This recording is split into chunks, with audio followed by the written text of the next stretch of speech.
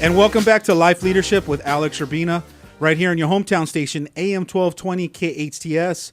Joining us in studio today is Tracy Terrace. She's a marriage and family therapist. Thanks for being here today. Oh, thanks for having me. So tell me, what is it that a family and marriage therapist does?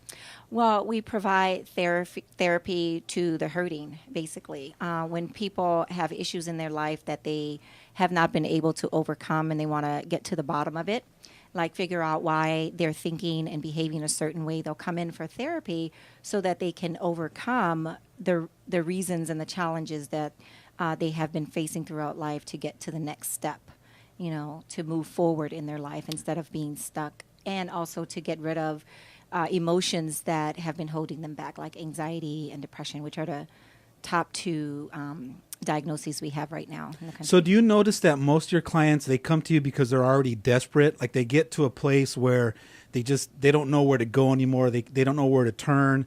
They're frustrated. And do you think that they come to you at that state already where it's more of an intervention rather than preventative work? Most of the time it is, more of a, I am desperate. I'm at my last rope. My life isn't working. Help me to figure out how my life is working. But we live in such a psycho-savvy culture right now that sometimes people will come in for prevention. That's great. Like they'll know that, okay, I'm not at a level 10 with problems or issues in my life. I'm at a level 4, but I'd really like to be at a level 6. That's awesome. And so I think it's because of all the different shows. Life coaching is big right now. Like all those Oprah, the OWN network. Yeah. So I think we have a lot of psycho-savviness going on in our culture, and people know where to go to When get help. people do come to you, Tracy, with a level 10 problem, what are some of those issues that they're facing? Usually it's depression, when it's level 10, or it's anxiety that is preventing them from functioning in their work life or in their marriage or in their home life.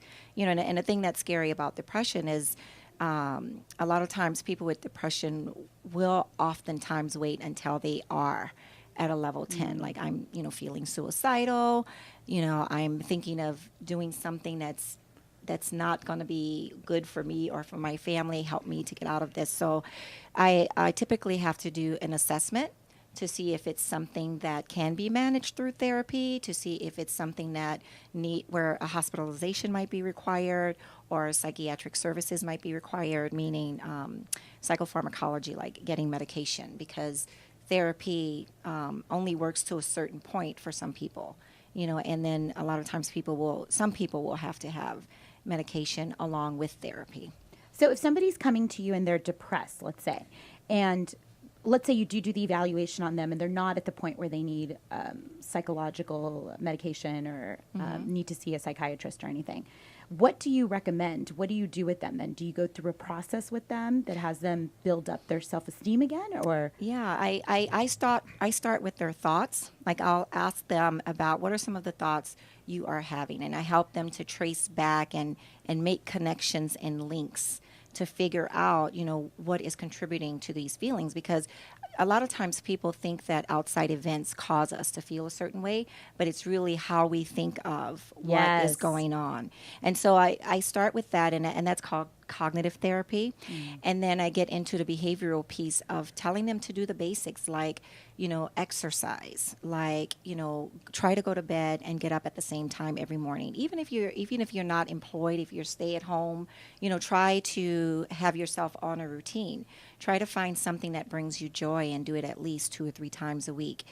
Try to find a support community, whether it's a church, a temple, or a group of friends, right? That you can call, or a buddy that you can talk to on the phone once a week or something. Yeah. I did read somewhere that there was a study published that if you took a walk for half an hour, the result was equivalent to if you were on a medication for depression. Oh, yeah. There's so much that goes on with the brain when you are exercising and you get that heart rate up.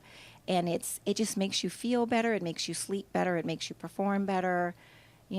Just physical activity, it does so much. It keeps your weight down, keeps you, in shape and ready to face the day. We have a natural pharmacist up in our brain. Exactly. Our brain chemical is a natural pharmacist. And if we work it the way we're supposed to be working it, which is out getting exercise and moving and creating energy, it releases all the chemicals that we need to heal ourselves. Yeah. For To our keep well-being. ourselves not depressed, yes. And a lot of times when people first come in and I make this suggestion, when they come in the next week, they haven't done it because they are depressed. And it takes me using the broken record technique. Like, have you done this? And, a lot of times when people come in for therapy, if you ask them, if you check in with them, if they've done the homework and the interventions that they've given you, that you've given them, eventually they do start to do it, especially once they see that, oh, if I think of this a certain way, then I do feel differently about it. So then they'll start wanting to add on other things to help themselves as well.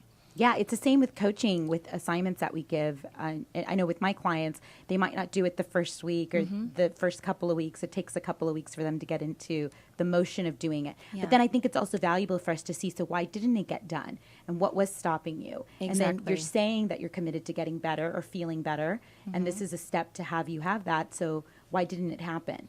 Yeah, people just get caught in patterns, and even though their way of being and pattern of being isn't working for them, it's what they know. And so they'll continue to not do the things that they have not been doing to make themselves better. And then eventually there's in the therapeutic relationship or in the life coaching relationship, there'll be a switch to trusting that relationship and trusting the guidance in that relationship more. One of the things that we do as life coaches, I know for both me and Wendy is, and it's probably the same thing that you do, is we start to have them look at some of the limiting beliefs that they've created about what they're interpreting. Yes. So when you said earlier that it's not the things that are happening outside of us that's causing it, it's basically how are you interpreting it. Yeah, what's the meaning you're thoughts. giving to Exactly, it? because Yeah. you're Meaning. creating you're creating and giving life its own meaning. You're creating your own reality through the way that you interpret. Yes. And the way that you're interpreting, you're looking through a set of filters that has a limiting belief. Exactly. That's good, that's bad, that's right, that's wrong. Yeah. That you shouldn't should, speak to you me like shouldn't. that. You should speak Right. to me like this. And so we have this whole program that's going on, and we're interpreting the world and we're perceiving what's real and what's not real. Yeah, it's kind of like I'm worthy, I'm not worthy.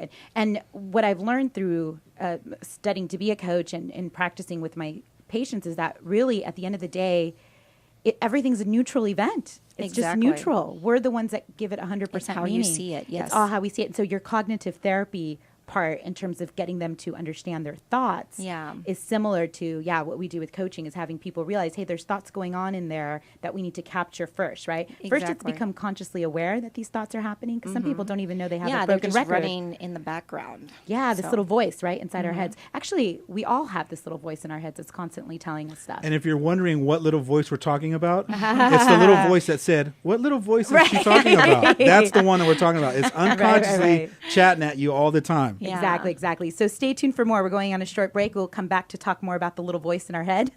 You're listening to Life Leadership with Alex Urbina right here on your hometown station, AM 1220 KHTS.